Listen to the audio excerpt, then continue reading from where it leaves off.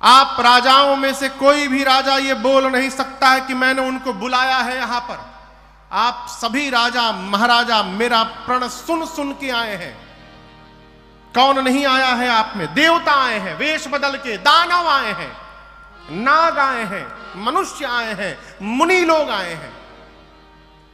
क्या कह रहे थे? अभी तोड़ देंगे? शर्म करिए, तोड़ना तो दूर, आप में से किसी भी राजा ने धनुष को तिल मात्र खिसकाया भी नहीं है, सामने पड़ा है धनुष। मेरी बेटी को देखिए, मेरी बेटी सुंदर है, यह कीर्ति वर्ण करने योग्य है, परंतु मुझे लगता है ब्रह्मा ने इस धरती पर ऐसा किसी को बनाकर भेजा ही नहीं है जो अपने जीवन में इस कीर्ति का वर्ण कर सके। ध्यान से सुनिएगा, आज के बाद यहां जितने राजा हैं, कोई भी राजा ये माख नहीं करेगा कि मैं वीर हूं। मैं जनक जान गया, आज की धरती वीरों से रिक्त हो चुकी है। क्या बैठे हो? अब क्या करने बैठे हो? विवाह का आस छोड़िए और अपने घर वापस जाइए। आज यदि मैं प्रण का त्याग करता हूं तो मेरी कीर्ति कलंकित हो जाएगी। प्रण पे टिका रहता हूं तो मेरी बेटी घर में कुंवारी रह जाएगी। मैं जनक जानता कि धरती पर एक भी वीर नहीं बचा है। भरी सभा में कहता हूं, ऐसी प्रतिज्ञा करके मैं संसार में अपना उपहास कदापि नहीं होने देता। जनक जी महाराज ने जब पहली बार कहा कि आज के बाद अपने आप को कोई भी वीर नहीं बोलेगा, ऐ लक्ष्मण जी का पूरा शरीर तमतमा गया। वीर क्यों नहीं बोलेगा? रघुवंशी के होते कौन वीर नहीं बोलेगा? पूरा शरीर क्रोधाग्नि में भड़क उठा। लेकिन थोड़ी देर बाद लक्ष्मण जी अपने क्रोध को शांत किए। क्यों? भैया हैं, गुरु जी हैं, बड़े लोग हैं, ये लोग अवश्य उत्तर देंगे इसका। अभी किसी तरह क्रोध शांत ही हुआ था, तब तक मानो बुझती हुई अग्नि में किसी ने घी छोड़ दिया हो। जनक जी दूसरी बार ललकार दिए, जाओ जनते बिनु भट भूमि भाई, ताऊ पन कर होते न हसाई। जानता धरती पर एक भी वीर नहीं बचा है, ऐसी प्रतिज्ञा करके संसार में उपहास का पात्र नहीं बनता मैं। जब दूसरी बार जनक जी ने वीरत्व को ललकार दिया, गोस्वामी जी कहते हैं, लक्ष्मण भैया माखई लखन कुटिल भाई भाई रदपट होठ फड़फड़ाने लगे, नेत्र से मानो अंगार की वर्षा होने लगी, भावें टेढ़ी हो गई। लक्ष्मण जी तमतमा गए, खड़े हुए, रघुनाथ जी के चरणों में प्रणाम करके बोले, भैया रघुवंश का एक छोटा सा बालक जहां बैठा हो, ब्रह्मांड में किसी की क्षमता नहीं है कि बोल दे धरती पर कोई वीर नहीं बचा। आपके रहते आप विद्यमान हैं और जनक ने कह दिया धरती पर कोई वीर नहीं है। कहीं जनक जैसे अनुचित बानी, कहीं जनक जैसे अनुचित बानी, विद्यमान रघुकुल मणि जाने, विद्यमान रघुकुल मणि जाने। सुनहु भानुकुल पंकज भानु, सुनहु भानुकुल पंकज भानु, कहौ सुभावन कछु अभिमानो, कहौ सुभावन कछु अभिमानो। जाओ तुम्हारी अनुशासन पावो, जाओ तुम्हारी अनुशासन पावो। कंदु कैव ब्रह्मांड उठाओ, कंदु कैव ब्रह्मांड उठाओ। काचे घट जिमिडारो खोरी, काचे घट जिमिडारो खोरी। मैं सकौ मेरु मूलक जिन तोरे, सकौ मेरु मूलक जिन तोरे। तो प्रताप महिमा भगवाना, तो प्रताप महिमा भगवाना। को बापुरो पिनाक पुराना, को बापुरो पिनाक पुराना। नाथ जानियस आयस हो, नाथ जानियस आयस हो। कौतुक करो बिलोकिय सो, कौतुक करो बिलोकिय सो। कमल नाल जिमि चाप चढ़ावो, कमल नाल जिमि चाप चढ़ावो। जो जन सत प्रमाण लय धावो, जो जन सत प्रमाण लय धावो, जो जन सत प्रमाण लय धावो, जो जन सत प्रमाण लय धावो। तोरौ छत्रक दंड जिमि, तो प्रताप जो न करो प्रभु पद शपथ, कर न धरो धनो। लक्ष्मण जी की गर्जना हुई। लक्ष्मण जी बोले, भैया आप बैठे हैं और आपके रहते जनक ने कह दिया धरती पर कोई वीर नहीं रहा। जनक ने कहा कोई धनुष को उठा नहीं पाया, आप आज्ञा करिए। धनुष क्या होता है? जिस प्रकार बच्चे गेंद उठा लेते हैं, मैं सबके सामने हाथों में ब्रह्मांड उठा लूंगा। बच्चे जिस प्रकार कच्चे घड़े को फोड़कर चूर्ण चूर्ण करते हैं, मैं सबके सामने ब्रह्मांड को खंड खंड कर दूंगा। बच्चे जिस प्रकार खेत से मूली लाते हैं, कहिए सुमेरु पर्वत को छिन्न भिन्न कर दूंगा। बरसात में उगे छत्र को बच्चे जैसे पांव से रौंद देते हैं, रौंद दूंगा। उठाऊंगा धनुष को, उठाकर 100 योजन तक दौड़ कर दिखाऊंगा। और यदि प्रभु नहीं कर पाया, आपके चरणों की सौगंध लेता हूं, लक्ष्मण जीवन में दोबारा कभी अपने हाथ में इस धनुष बाण को धारण नहीं करेगा। लक्ष्मण जी गरजे मिथिला में, धरती की गति देखिए। लखन सको बचन दे बोले, डगमगाई मही दिग्गज डोले, डगमगाई मही दिग्गज डोले, डगमगाई मही दिग्गज डोले। लक्ष्मण जी गरजे, कहे प्रभु जिस प्रकार बरसात में उगे छत्र को बच्चे रौंद देते हैं, रौंद दूंगा।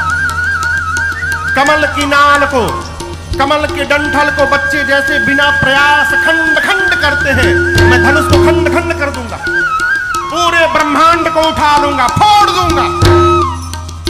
लक्ष्मण जी गरजे, पूरी धरती कांपने लगी, राजाओं का आसन हिलने लगा। राम जी सीता जी तो प्रसन्न हो गए, जनक जी महाराज डर गए। अरे राम, अभी छोटका खड़ा भइल बा तो सब कांपे लागल, बड़का बैठल बा। गुरुदेव भगवान विश्वामित्र जी लक्ष्मण जी की दहाड़ सुने, मन ही मन बोले बाह चेला, का लल कर ले बाए बेरा। लक्ष्मण जी पहुंच गए धनुष के पास, हाथ बढ़ा दिए, कहते भैया कहिए तोड़ दूं। राम जी सोचे तोड़ना हमको है, छोटके तैयार बा तोड़े खातिर, लेकिन आप दर्शन करिए। लक्ष्मण जी सब बोले तोड़ दूंगा, खंड खंड कर दूंगा, उठाकर 100 योजन तक दौड़ कर दिखा दूंगा, सब करूंगा प्रभु, लेकिन अपने बल के भरोसे नहीं करूंगा, आपके बल के भरोसे करूंगा। इतना विवेक है लक्ष्मण जी को। धनुष के पास जाकर हाथ बढ़ा दिए हैं, कहते भैया कहिए कि तोड़ दी। विश्वामित्र जी राम जी से बोले जल्दी बुलाओ, कहीं तोड़ी मत देवो, तुरंत बुलाओ वापस उसको। राम जी लक्ष्मण जी को देखे, मुंह से नहीं बोले, लक्ष्मण जी राम जी को ही देख रहे थे। भगवान ने आंख से आंख मिलाई, कहा भाई साहब come here, you have done your work. शयन ही रघुपति लखन निवारे, शयन ही रघुपति लखन निवारे, प्रेम समेत निकट बैठारे, प्रेम समेत निकट बैठारे। राम जी ने लक्ष्मण भैया को बुला के अपने बगल में बिठाया, पीठ थपथपाया। राम जी बोले बहुत बढ़िया। बोले भैया इतना बढ़िया तो मैं नहीं बोल पाता। लक्ष्मण जी बोले अभी तो बोल नहीं रहनी है खाली, अरे वाह कहती तो तुड़ियों को दिखा देती। राम जी बोले हम लोग यहाँ धनुष तोड़ने नहीं आए हैं, हम लोग देखने आए हैं। आपके रहते जनक जी ने कह दिया कोई धरती पर वीर नहीं है, ऐसा उत्तर दिया है आपने जनक जी को कि जनक जी जीवन में जब जब वीर शब्द सुनेंगे अब तो उनको केवल आप ही का चेहरा दिखाई पड़ेगा और कोई दिखाई नहीं पड़ेगा। इधर विश्वामित्र जी ने समय विचारा और मन में कहा कि अब समय आ गया है कि राम को भेजा जाए। गुरु जी बोले उठहु राम भंजहु भव चापा, उठहु राम भंजहु भव चापा, भेटहु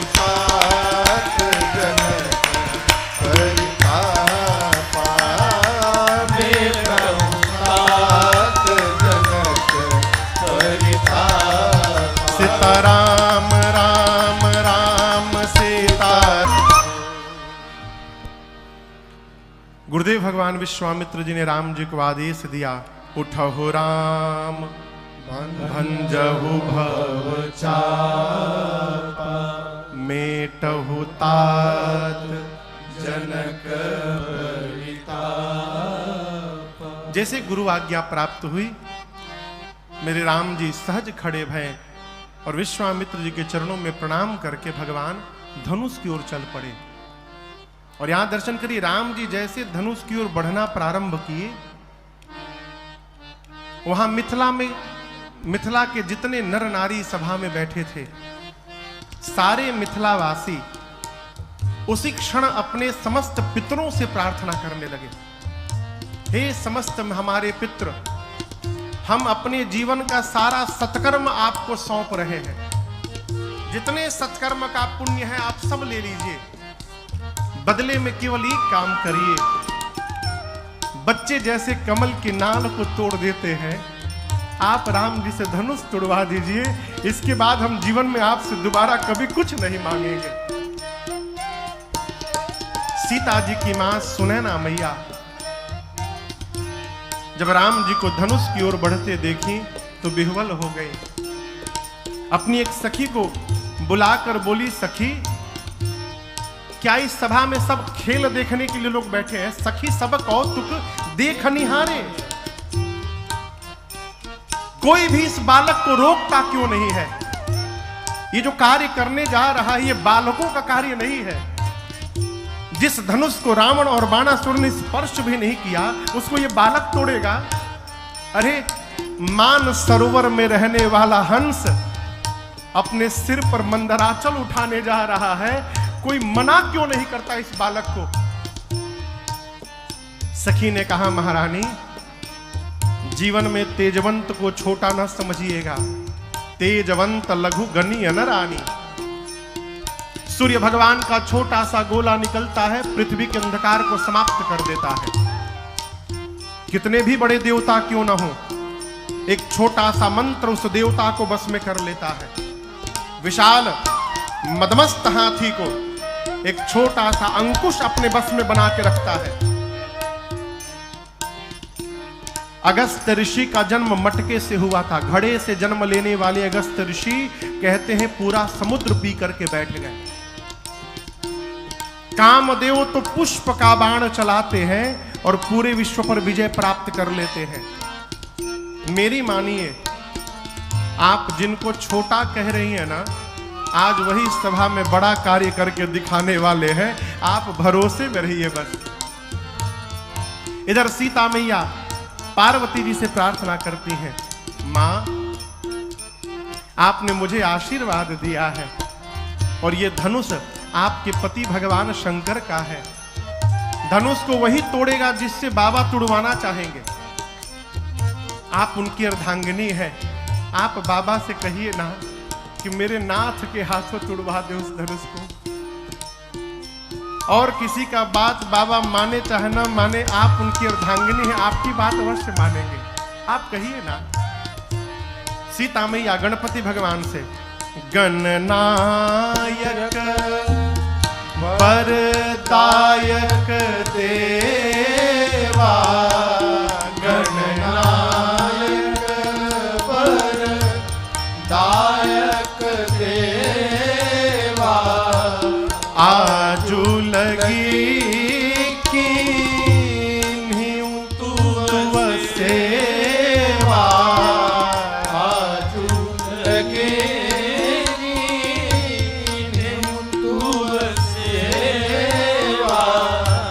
बार बार बिनती सुनी मोरी, बार बार बिनती सुनी मोरी, करहु चाप गरुता अति थोरी, करहु चाप गरुता अति थोरी। सीता मैया कहती है, गणपति भगवान आज के दिन के लिए ही मैंने आपकी इतनी सेवा की थी। आप कितने भारी हैं, परंतु जब आप मूसक पर बैठते हैं तो हल्के हो जाते हैं। जैसे आप मूसक पर बैठते समय हल्के हो जाते हैं, आज इस धनुष को हल्का बना दीजिए। मां सभी देवताओं से प्रार्थना करते करते अंत में धनुष से प्रार्थना करती है, शिव जी के पिनाक से। हे शंभु जी के पिनाक, अब तो मुझे आप ही का भरोसा बचा है। सब कह रहे हैं कि आप बहुत भारी हो गए हैं, एक मेरी प्रार्थना सुन लीजिए। जैसे प्रभु आपके पास आ रहे हैं ना, आज आप में जितना भार है, अपना सारा भार यहां जितने मूर्ख राजा बैठे हैं इनके सर पे रख दीजिए। अब मेरे प्रभु को देखते आप पुष्प जैसे हल्के हो जाइए। मां प्रार्थना करती हैं, मन ही मन प्रेम मंत्र का जाप करती हैं। जेहि के जेहि पर सत्य स्नेह हो, जेहि के जेहि पर सत्य स्नेह हो, सोते ही मिलाए न कछु संदेह हो, सोते ही मिलाए न कछु संदेह हो, प्रभु तन चितई प्रेम तन ठाना, प्रभु तन चितई प्रेम तन ठाना, कृपा निधान राम सब जाना, कृपा निधान राम सब जाना, कृपा निधान राम सब जाना, कृपा निधान राम सब जाना।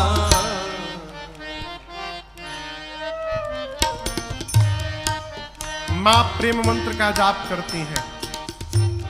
भगवान ने मां की व्याकुलता का दर्शन किया और उसके बाद राम जी अब धनुष को देखने लगे। लक्ष्मण जी बैठे गुरु जी के पास। लखन लखेऊ रघुवंश मणि ताकेऊ हर को दंड। लक्ष्मण जी देखे कि भैया धनुष को देखने लगे, अब यानी उठाने वाले हैं। गुरु जी के पास बैठे थे, लक्ष्मण जी खड़े भय और खड़े होकर दाहिने पांव से धरती को दबाने लगे। दबाकर कहने लगे, हे शेष नारायण दिक्पाल वराह, सावधान हो जाइए आप लोग, भैया धनुष उठाने वाले हैं। कहीं ऐसा ना हो जाए धनुष के साथ साथ पूरी धरती ऊपर उठ के चली आए, आप लोग धरती पकड़ के बैठ जाइए।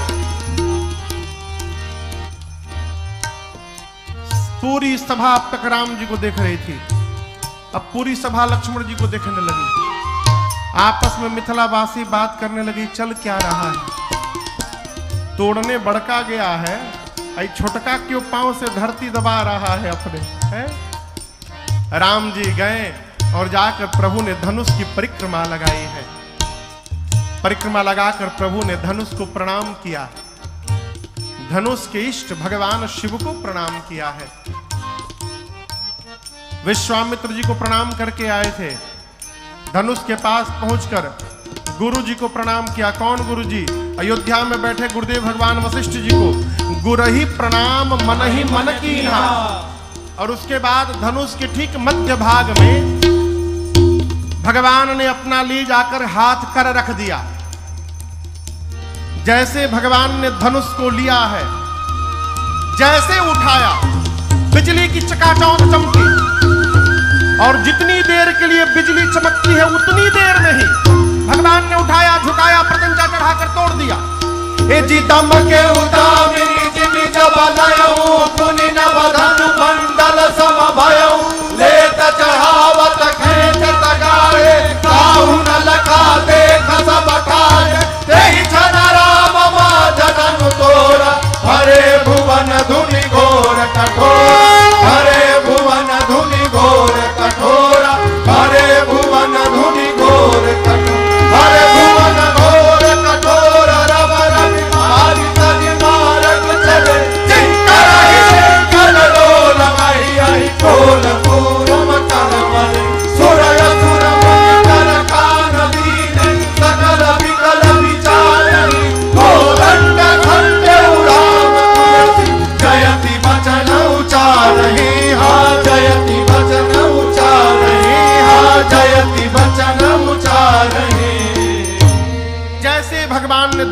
उठाया।